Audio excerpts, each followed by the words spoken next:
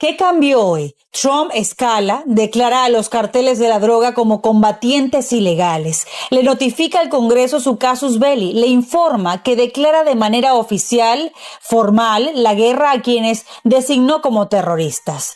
Trump invoca poderes extraordinarios en tiempos de guerra, en defensa propia, para evitar que los carteles asesinen a más estadounidenses. La administración Trump descarta el uso de autoridades policiales porque aseguran que no resultó ser una estrategia exitosa para detener drogas adictivas y letales. Creen que más bien los carteles están más organizados, más violentos, mejor armados, con más recursos, capacidades paramilitares más sofisticadas para operar con impunidad, que causan la muerte de decenas de miles de estadounidenses cada año, que atacan de forma continua todo el hemisferio.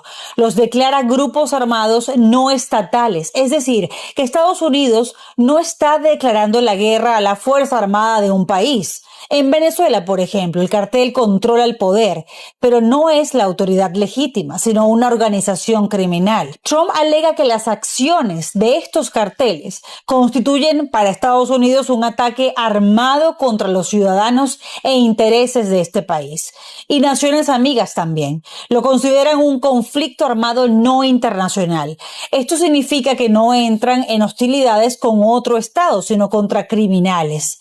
Después del 11 de septiembre del 2001, cuando Estados Unidos le declaró la guerra a Al Qaeda, lo que llamarían los especialistas una guerra irregular, lo calificaban así como un actor no estatal que operaba en múltiples países, y la Corte Suprema sentenció que era una guerra real por haber secuestrado aviones y utilizarlos como armas para matar estadounidenses de forma intencional.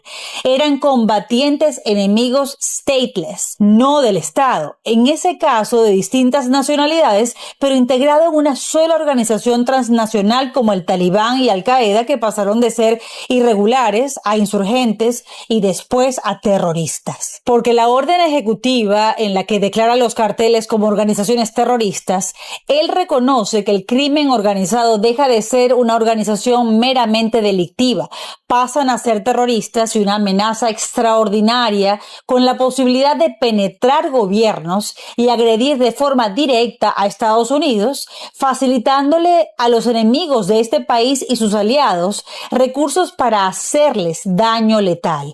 El profesor Hugo Achá, especialista en crimen organizado transnacional, dice que para Trump, a partir de esa orden ejecutiva, ya no se trata de investigar, imputar, detener o procesar, que los carteles son ahora una amenaza de seguridad estratégica a neutralizar, contener o eliminar, y que muchos pensaban que no hablaba en serio antes de bombardear las narcolanchas, y que hemos visto tres flancos: la ofensiva de narrativa en artículos como el de New York Times, cuya periodista viaja a Venezuela a escuchar el punto de vista del régimen y sus colaboradores en un reportaje que Washington no observaría como ingenuo.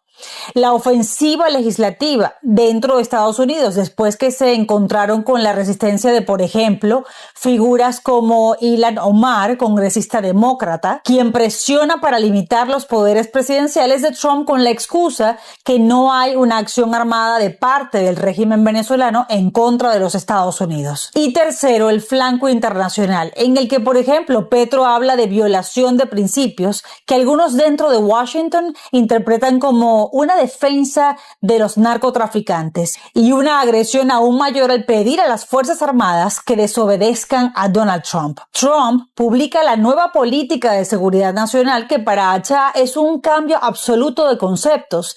Ya no es la anterior política de defensa en la que Biden decía que el cambio climático era la principal amenaza a la seguridad nacional. Trump se concentra en la seguridad del hemisferio. Envía a Pete Hegseth, el secretario de Guerra, a presentar la doctrina frente a cientos de generales y almirantes en Quantico, Virginia. Allí dice: el enemigo es el crimen internacional organizado y vamos a ir a la guerra. porque esa es la mayor amenaza a la seguridad nacional y a la vida de los ciudadanos. Y para blindarse más, emite este documento al Congreso. El profesor Achá está convencido que la administración Trump se preparó para tener luz verde y escalar a otra fase. Le entrega estas consideraciones al Congreso. Si tuviéramos que hacer un despliegue o ataque más específico, ya se los estamos avisando. Trump ha dicho varias veces que en las actividades navales en el Caribe, que la acción contra las narcolanchas había sido muy exitosa. ¿A qué se refería cuando añadía que llegó el momento de atacarlos por tierra? Muchos pensábamos que solo se trataba de quizás controlar las actuaciones de los carteles mexicanos con los que comparten frontera, pero el profesor Achá piensa que se trata del concepto de todos los medios para lidiar con todas las amenazas, que la palabra clave es todos. Recuerden que a NBC, Bloomberg y New York Times, oficiales de la Casa Blanca les filtraron información sobre posibles ataques dentro de Venezuela. Hablaban de la incorporación de la CIA en operaciones encubiertas, infiltraciones, lo que aumentaría la apuesta. Ayer se manejaba información sobre una reunión en la Casa Blanca o el Pentágono con todas las agencias de seguridad. Y eso suele ocurrir cuando el Ejecutivo quiere informar a toda su comunidad de inteligencia, a sus mandos militares, el nuevo marco en el que se van a mover.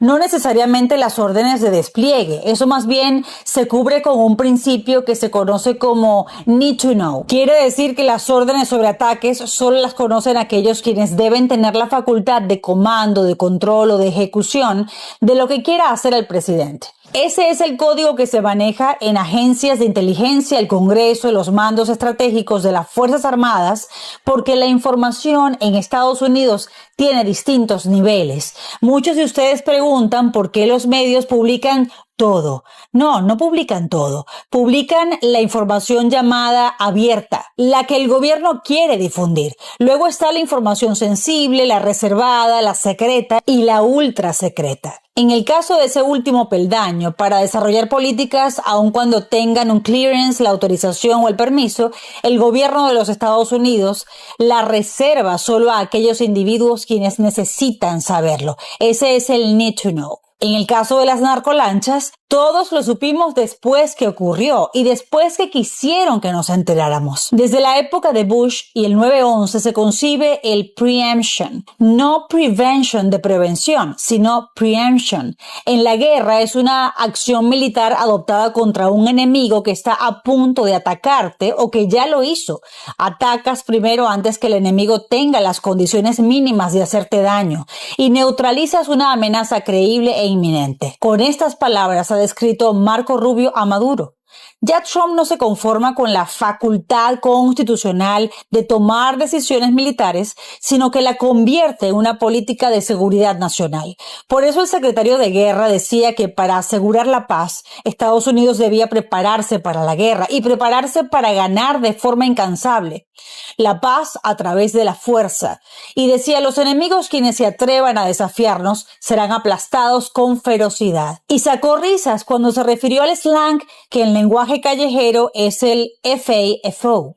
F, la grosería en inglés, F around and find out. Algo así como te metes con nosotros y atente las consecuencias. Y Trump repitió por segunda vez que borraría del mapa a las organizaciones narcoterroristas. Y que es asombroso lo que la fuerza hará, dijo. El profesor Achá me recuerda que Trump cuenta sus planes si considera que es necesario y que lo hace sin miramientos.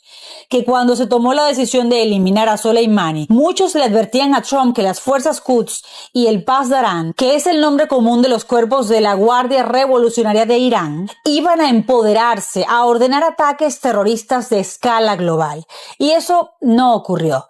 De manera que en el caso de Venezuela no se esperaría que Trump viera como un obstáculo el caos del que políticos y empresarios pro régimen venezolano hablan en el caso que saliera Maduro. Y todas esas predicciones de que nos convertiríamos en Haití, Libia o Irak no parecieran ser un freno para Trump. A Obama, el propio New York Times también lo atacó como el presidente que más neutralizó insurgentes radicales islámicos, pero que de manera inteligente nunca desplegó un dron o un ataque que no estuviera cubierto por las órdenes ejecutivas que ya había publicado el propio Bush, porque hay otro concepto muy común en todo el gobierno americano, el CYA, en inglés las siglas CYA, Cúbrete las espaldas. En el gobierno de los Estados Unidos, todo burócrata, sin importar su nivel, vive por esa regla. Deben tener todo el marco normativo cubierto y de su lado. No te lo colocan en un memo, el CYA, pero si le preguntas desde a un general, sargento de los Estados Unidos, a un oficial de inteligencia en el terreno, hasta el director de la CIA, esa es la regla en la burocracia estadounidense. Así que Trump cumple ante el Congreso con su CYA. Se cubren las espaldas desde el punto de vista legal, pero al final hará lo que considere tenga que hacer. Y el profesor Achapre dice que Trump preferirá asumir todos los riesgos y explicar después. Veremos.